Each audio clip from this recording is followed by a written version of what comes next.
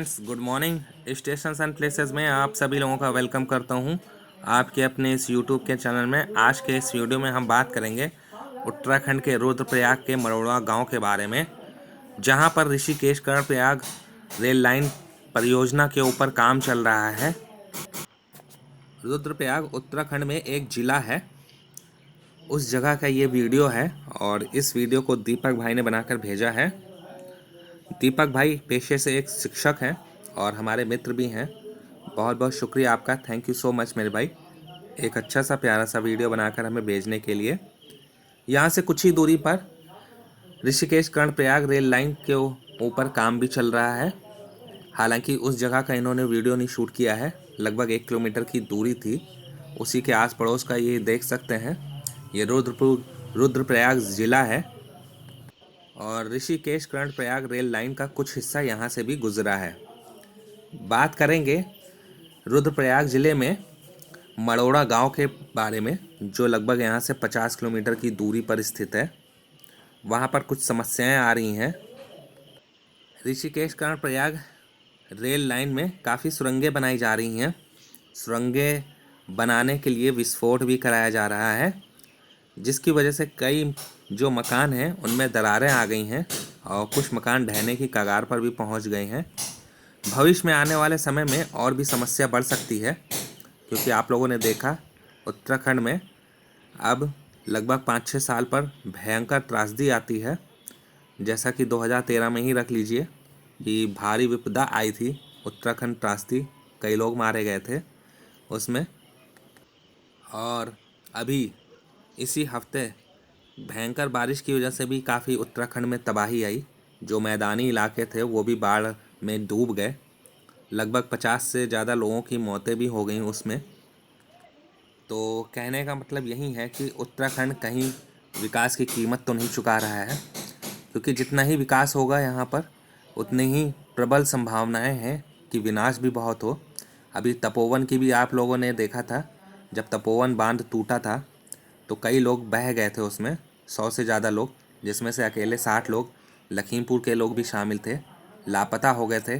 कई की तो डेड बॉडीज़ भी नहीं मिली थी। तो विकास इस तरह से होना चाहिए कि आने वाले समय में कोई ऐसा भयंकर विनाश ना हो। पूरी की पूरी जो परियोजना पर काम किया जाए, किसी भी परियोजना हो, चाहे वो आप विद्युत परियोजना रख लीजिए या रेल परियोजना रख लीजिए या कुछ अन्य चीज़ें जिस पर भी काम चल रहा हो, तो सावधानी से काम करना चाहिए। ऐसे काम करना चाहिए कि भविष्य में किसी प्रकार की कोई विनाश ना हो। पिछले कुछ सालों से उत्तराखंड में विकास के साथ साथ कुछ विनाश भी हुआ है। अब जैसे कि टनकपुर पिथौरागढ़ 4 लेन को ही रख लीजिए, वहाँ पर काम किया जा रहा था, लेकिन अभी इसी हफ्ते बारिश आई। बारिश आने की वजह से जो मलबा था पहाड़ों के ऊपर से, बोल्डर वगैरह थे, वो सड़क पर आ गए, जिससे कि कई जगह से जो रूट था वो बाधित हो गया। चलथी, जो कि पिथौरागढ़ टनकपुर मार्ग पर पड़ता है, वहाँ का पुल भी ढह गया। तो काफ़ी समस्याएं आ रही हैं, सरकार के लिए भी समस्या उत्पन्न होती है और लोगों के आवागमन पर भी असर पड़ता है। तो यहाँ पर कोई भी काम अगर जैसे कराया जाए उत्तराखंड में, तो ये ध्यान में रखा जाए कि उसकी भूगर्भीय स्थिति कैसी है। इसी को ध्यान में रखते हुए काम कराना चाहिए, जिससे कि भविष्य में कोई विनाश का सामना ना करना पड़े, विकास की कीमत ना चुकानी पड़े। क्योंकि जो रुद्रप्रयाग का मरोड़ा गांव है लगभग 50 किलोमीटर की दूरी पर, तो वहाँ के लोग खौफ में जी रहे हैं, क्योंकि लगातार विस्फोटों से जो ऋषिकेश कर्णप्रयाग रेल लाइन बनाई जा रही है, तो लोगों के घरों में दरारें पड़नी शुरू हो गई हैं। ग्रामीणों को अनहोनी का डर सताने लगा है। उन्होंने प्रशासन व रेलवे बोर्ड से क्षेत्र का मौका मुआयना करने की मांग की है,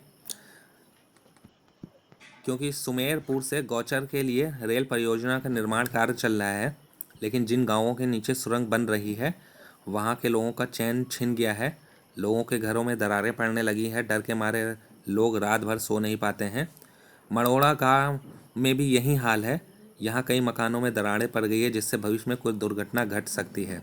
ग्रामीणों का कहना है कि मरोड़ा के अलावा घोलतीर में भी रेलवे के कार्य की वजह से लोग परेशान हैं। अभी सुरंग का काम शुरू भी नहीं हुआ है और कई मकान ढहने की कगार पर पहुंच गए हैं। भविष्य में दिक्कतें और भी बढ़ेंगी। हादसा हुआ तो जान माल का नुकसान भी हो सकता है। रेलवे लाइन निर्माण के लिए यहाँ लगातार विस्फोट हो रहे हैं, जिससे धरती में कंपन उत्पन्न हो रहा है। दिन रात निर्माण कार्य चलने से स्कूली बच्चों की पढ़ाई भी प्रभावित हो रही है। ग्रामीणों ने प्रशासन से उन्हें किसी और जगह विस्थापित करने की मांग की है। वहीं जो डीएम साहब हैं मनोज गोयल जी, उन्होंने कहा है कि ग्रामीणों की शिकायत पर उच्च जिलाधिकारी को भूगर्भीय टीम के साथ जांच करने के निर्देश दिए गए हैं। इसकी रिपोर्ट आने के बाद ही निश्चित रूप से कोई अन्य कार्रवाई की जाएगी कि किस तरह से यहाँ पर काम किया जाएगा, किस तरह से नहीं, जिससे कि भविष्य में किसी प्रकार की यहाँ पर कोई जान माल के नुकसान ना हो, कोई किसी प्रकार का विनाश ना हो। क्योंकि जो ये छोटा चार धाम परियोजना भी है और इसके अलावा ऋषिकेश कर्णप्रयाग रेल लाइन है, तो बहुत ही महत्वपूर्ण परियोजना है। आने वाले समय में तीर्थ स्थानों के लिए रेल सुविधा उपलब्ध होगी तो लोगों को बहुत फ़ायदा होगा, आसानी से पहुंच सकेंगे। तो फ्रेंड्स, ये थी एक छोटी सी जानकारी रुद्रप्रयाग ज़िले से। वीडियो अगर आप लोगों को पसंद आया तो वीडियो को लाइक कीजिएगा, चैनल को सब्सक्राइब कीजिएगा। वीडियो देखने के लिए धन्यवाद।